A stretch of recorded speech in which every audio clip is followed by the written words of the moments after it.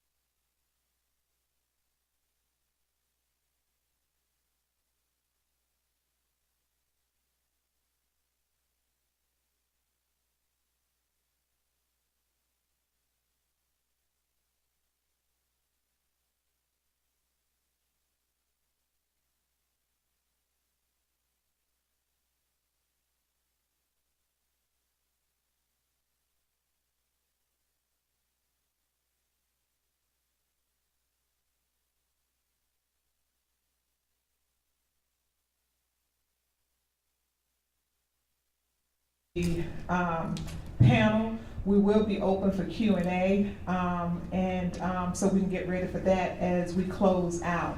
And now I present our superintendent, Dr. Contreras. Thank you, Dr. Contreras. Thank you. Good afternoon, and thank you for joining us. I'm Sharon Contreras, the superintendent of Guilford County Schools. With me today are Dr. Julia Van, director of Guilford County Public Health Department. To my right, Dr. Whitney Oakley, the GCS deputy superintendent, and Michelle Reed, GCS chief operations officer.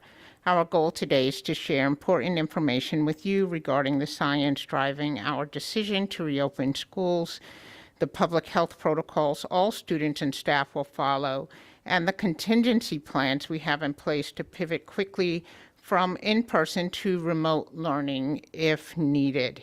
Before we share these details with you, however, it's important to take a moment and reflect on where we've been, what we've learned, and what each of us can do to ensure the health and safety of our students and staff. As you will hear from Dr. Van, research and our own experience here in GCS and in Guilford County tell us that our students learn best and thrive the most when they attend school in person. Because we adhere to the recommended public health measures, including masking, our schools are also the safest place for our students. We also know that school closures had a devastating impact on our students' learning and on their emotional health and well-being. That's why we're committed to in-person learning and why we will do everything in our power to keep our students healthy and safe in our buildings. That is also why I am so very proud of our students and staff and our partnership with Guilford County Public Health and other public health officials and experts. While words are inadequate to express how challenging the pandemic has been for all of us and how heartbroken we remain over the loss of life we've experienced in Guilford County and across the nation and world, this much I know to be true. We will get through this, and we will emerge stronger and better for it. That's the GCS way. That's the North Carolina way. And that's the American way. To get through this with as few disruptions to student learning as possible, however, we do need your help. We need to mask, we need to get vaccinated and get our boosters if eligible or able. We need to follow other important public health guidelines, and we need to prepare now for possible shifts to remote learning at the individual classroom and individual school level, especially if we experience staff outages like we're seeing in healthcare. And now Dr. Van will provide an update on the science and research behind why it is safe to reopen our schools for in-person learning with the appropriate public health protocols in place. I also want to take a moment just to thank Dr. Van and her team, including our school nurses, for everything they have done and everything they continue to do to help guide us through these unprecedented times. Dr. Van, welcome.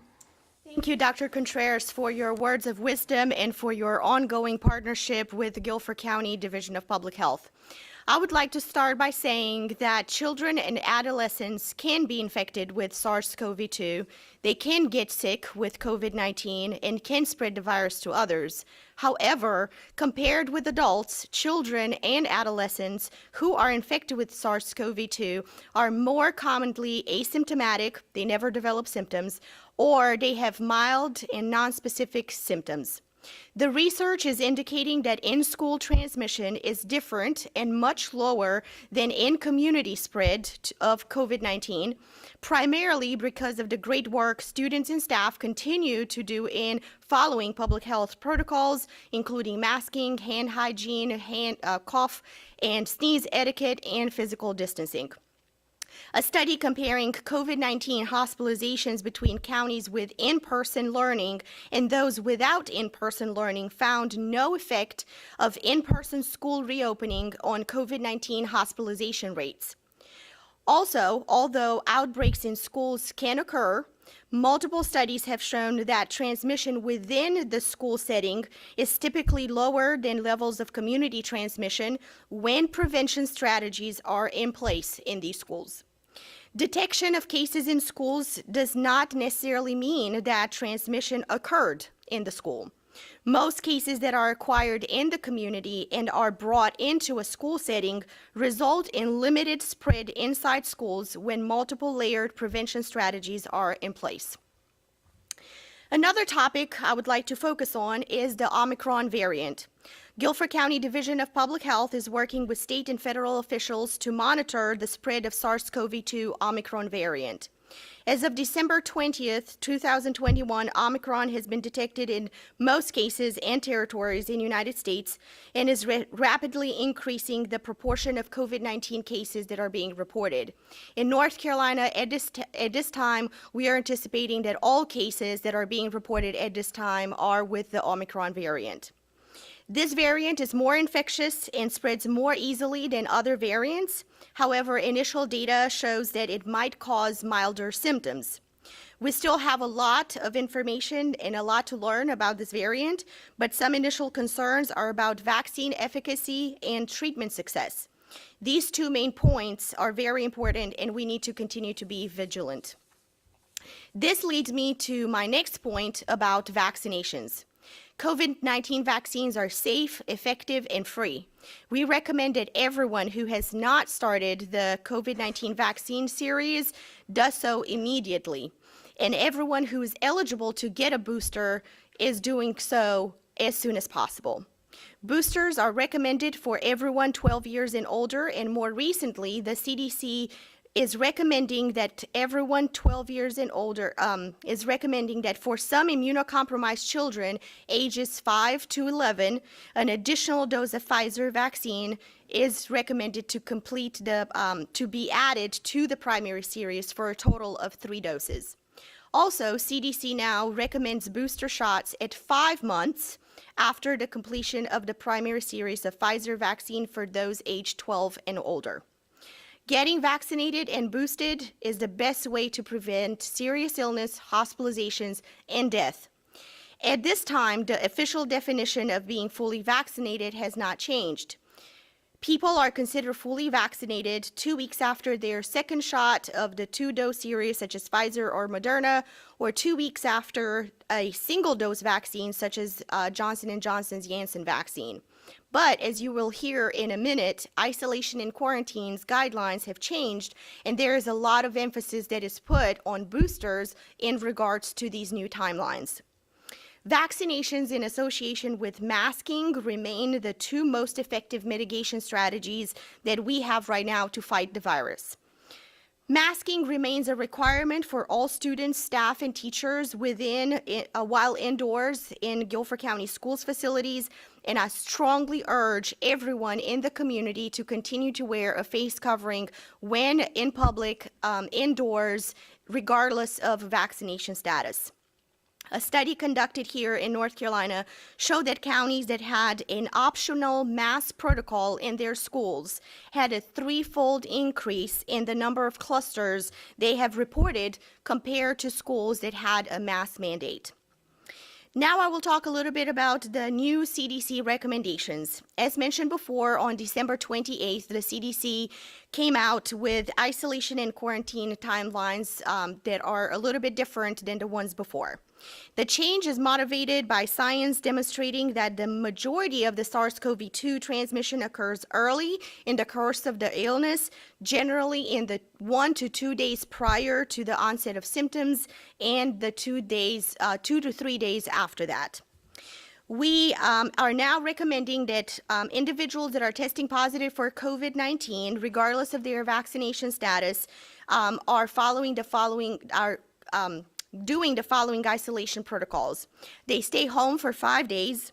After 5 days, if asymptomatic or symptoms are resolving, they can leave isolation.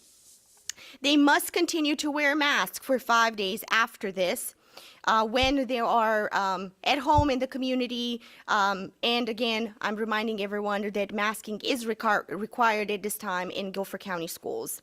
Testing is not needed to return. When we're talking about individuals that had a close contact with somebody who's positive, so they've had an exposure, and now we're talking about quarantine protocols. This applied to people that have been fully vaccinated and boosted. So this is the part where boosters become really, really important to the change in the CDC guidelines. They can continue to wear a mask at home and in the community, and they need to test on day 5. There is no quarantine needed for anybody who's fully vaccinated and boosted.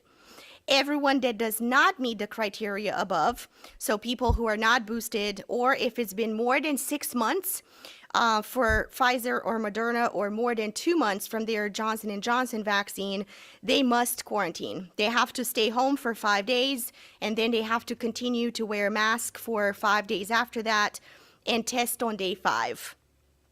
An important point to keep in mind is that if you are mildly symptomatic at this time, and otherwise you do not have any other health conditions, you are not suffering from underlying health conditions, you're not immunocompromised, you do not have comorbidities, presume that you're COVID-19 positive and stay home and try to stay away from others. I would just like to conclude by emphasizing that schools are the safest place for students to be because of the public health protocols that are in place and all of the work that all of our staff and teachers are doing at this time to make sure that our students are following these protocols. Thank you very much, and I would like to now turn it back to Dr. Contreras. Thank you, Dr. Van. We deeply appreciate the dedication and perseverance you and your team have demonstrated throughout the pandemic in supporting our students and staff. Again, with the support and guidance of our public health partners, we are doing everything we can in GCS to keep our classrooms and schools open for in-person learning. To keep everyone healthy and safe, we will continue to ask everyone to follow the public health protocols we developed in alignment with Guilford County Public Health and the State Health Department's Strong Schools, North Carolina Public Health Toolkit, which was updated December 30th, 2021, and is posted on our website. We are also providing incentives for our dedicated substitute teachers and other staff. We provided incentives for teachers and other personnel previously. We met virtually with our principals on Sunday to go over the updated public health guidelines so they can share the information with school staff. In partnership with Public Health, we hosted a vaccination and booster clinic yesterday for GCS employees at 3 locations.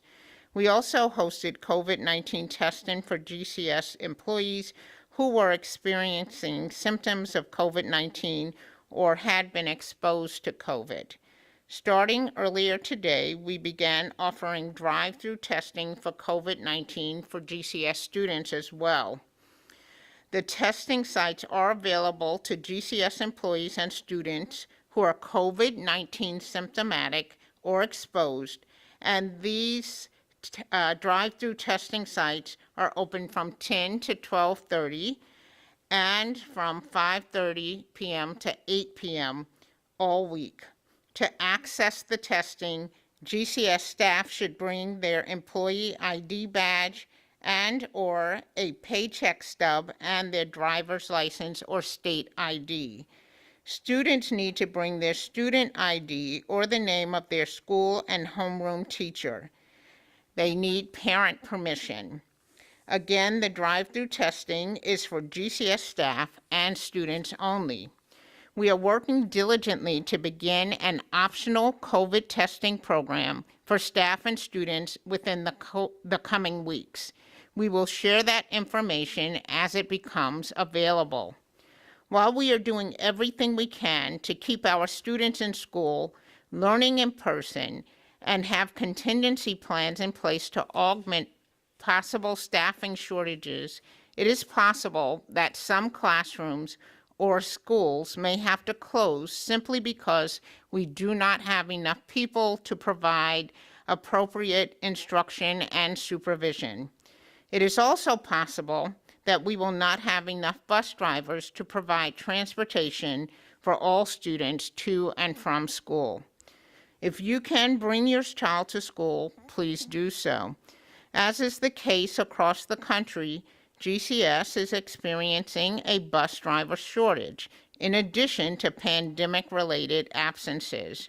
We need your assistance in alleviating stress on the system. Please remind your children to bring their devices home each day and keep them powered up. Let your school know now if your child has any access issues so we can fix those right away. If possible, we encourage parents to prepare in advance of any emergency closings. As Dr. Van said earlier, it is also vitally important that students and staff stay home if they're sick or experiencing any symptoms. Keeping everyone healthy and safe is a shared responsibility. While we will do everything we can't do it alone. We need the cooperation of our staff, students, parents, families, and community to get through this current surge as we have through other waves with minimal in-school transmission. Our leadership team has worked throughout winter break to ensure that we could safely reopen our schools for in-person learning and to offer these additional vaccination clinics for our staff and testing opportunities for our students and staff. I deeply appreciate their efforts. I am very proud of our GCS employees, all of whom have worked tirelessly to do what's best for the children. We are so honored and humbled to educate and serve every single day. I am very proud of our students who are listening to the adults and following the public health protocols we have put in place. They are doing their best to learn despite historic disruptions caused by the coronavirus. And I am grateful to our parents and families, which include many of our own employees who are dealing with the enormous pressures and challenges of daily living during the pandemic. We will now take any questions you may have. Ms. Edwards will act as a moderator for this part of the briefing. Ms. Edwards. Thank you. Shoptal has the mic, and please wait for her to come to you before you ask your question. So let me see her show up, okay?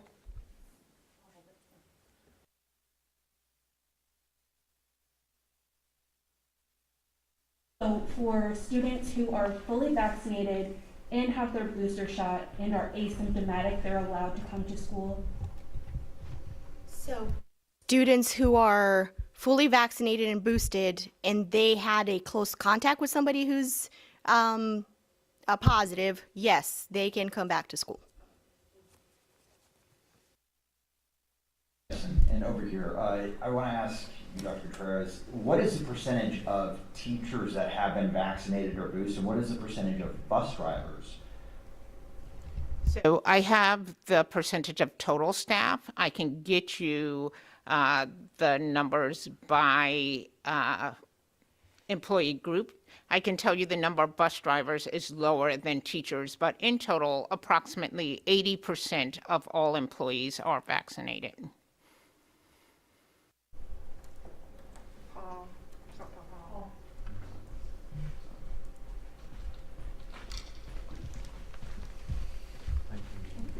Dr. Van, how concerned are you that some studies are coming out showing that children are more receptive to Omicron, therefore there might be higher infection rates, and how that could affect the plan to hold in-person classes? Sure. So just like I've mentioned during the initial part of the briefing, there's still a lot of information that we need to learn about Omicron and how it impacts different age categories, different demographics, or different geographic areas. So as these studies are coming out, we will continue to adjust and adapt our protocols and practices based on the new science and the data. Dr. Contreras, you mentioned a drive-through testing program. Do you mind elaborating a little bit on what that is? The drive-through testing program. Yes, I'll actually ask Ms. Reed to speak to that. Sure. So we have conducted 3 drive-through testing sites, one at Andrews, one at Grimsley, and one at Dudley. The Dudley opened today, which Grimsley and Andrews was open yesterday for GCS staff only. Today we are expanding it to GCS students and staff. Those hours of operation are Monday through Friday. Starting today, Tuesday, we're going to be doing a portion of the day in the morning or afternoon, and then the latter evening to make sure that we are capturing students and staff. Those are outsourced.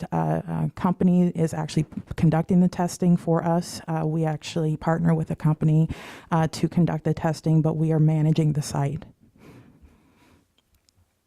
As we said, we are moving towards a optional testing program for our employees and students with parent permission, and we'll have more information in the coming days.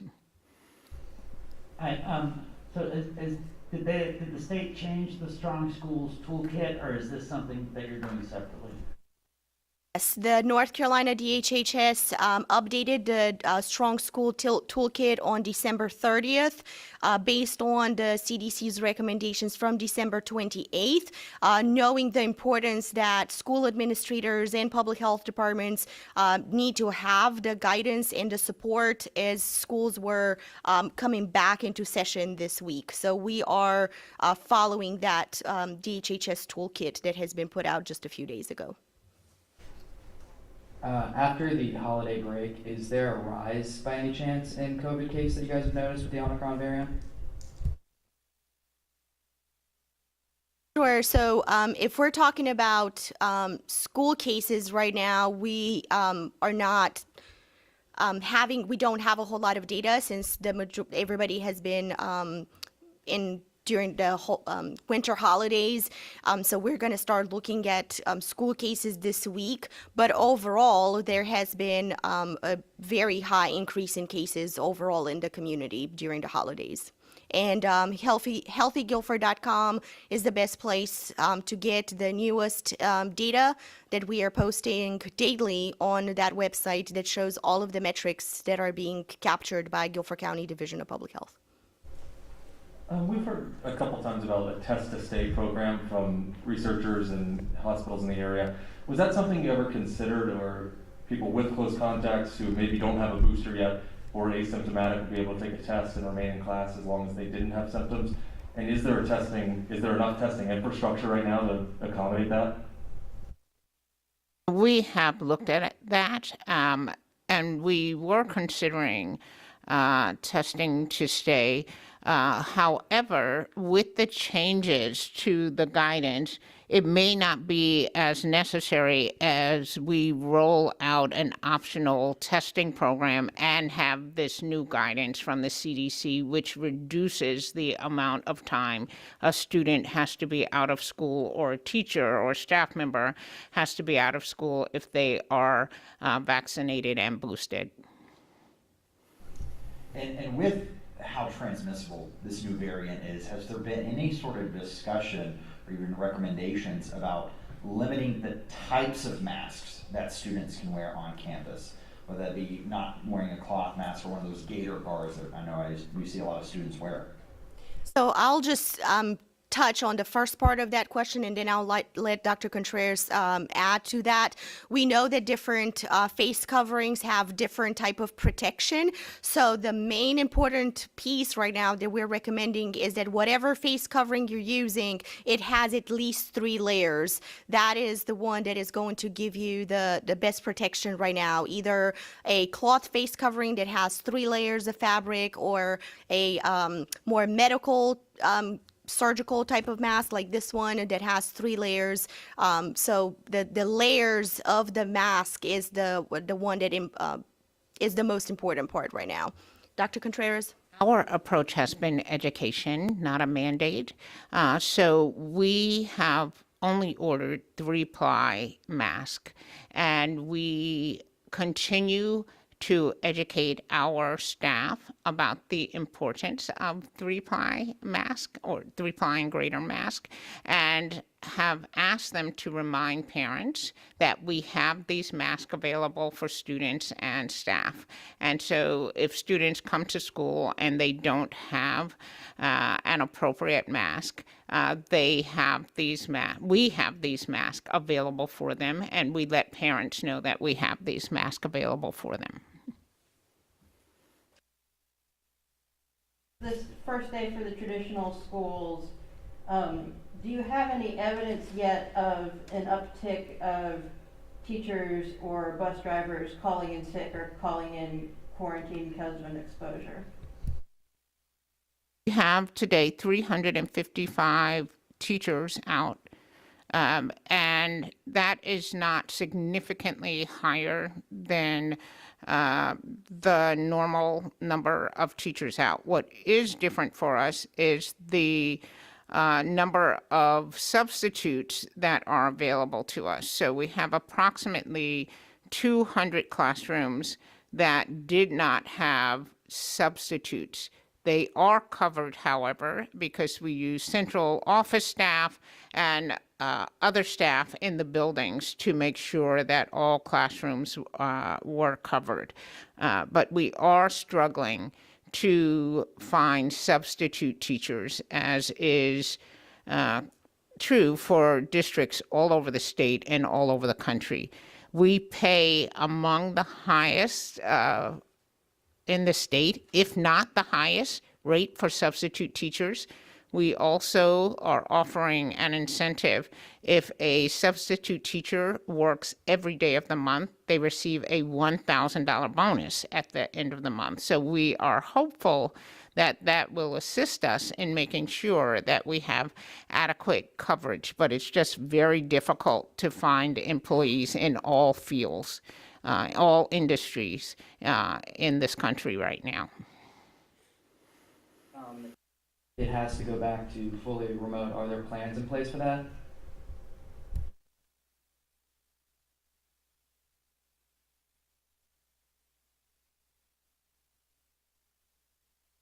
We do. We are deeply committed to maintaining in-person learning and keeping staff and students healthy and safe. We do know that there may be cases where an individual classroom or an individual school may have to pivot to remote learning. And so we've provided professional learning for teachers and have tools in place for them to be able to pivot to that remote instruction where they are delivering their classwork remotely. We are very hopeful that we'll be able to handle that on a case-by-case basis, but we're doing things as students have returned from winter break, like making sure they remember how to log on, making sure they remember how to join a live class, making sure they can submit assignments online, and have teachers ready to provide that feedback as needed. I wanted to be very clear that I cannot think of a situation where I would recommend that we close schools, the district, unless Dr. Van said to me, as the public health official, that the situation is so dire that you must close schools. But that would have to come from public health. I just believe that the damage that remote learning did to students' social and emotional well-being and their learning was so great that we should not be considering moving entire districts to remote learning when we can keep schools, when we can close schools on a case-by-case basis at this point.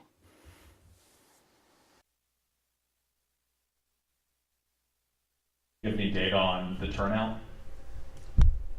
Yes, so we did hold a vaccination clinic, and we vaccinated and boosted approximately 130 teachers yesterday. Final question. How concerned are you that the school board might vote to lift the mask mandate? Last month, the vote was 5-4. Are you very worried about the implications of that, or do you think the board will stick with the current policy? I think before the winter break, the school board may have been headed in that direction. I think that considering the increasing numbers of cases that I don't think the school board is going to vote to lift that mask mandate right away. I think the school board believes and wants us to be free of masks. I think we all want to be free of wearing masks, but I think they're going to do everything in their power to make sure we don't have to close schools again. And if that includes all of the mitigation strategies available to us, like the mask and offering vaccination clinics in partnership with the public health department, that's what they're going to do to make sure that students remain in school. And I think that most parents are reasonable and will understand that. Okay, guys, thank you so much. We appreciate the partnership.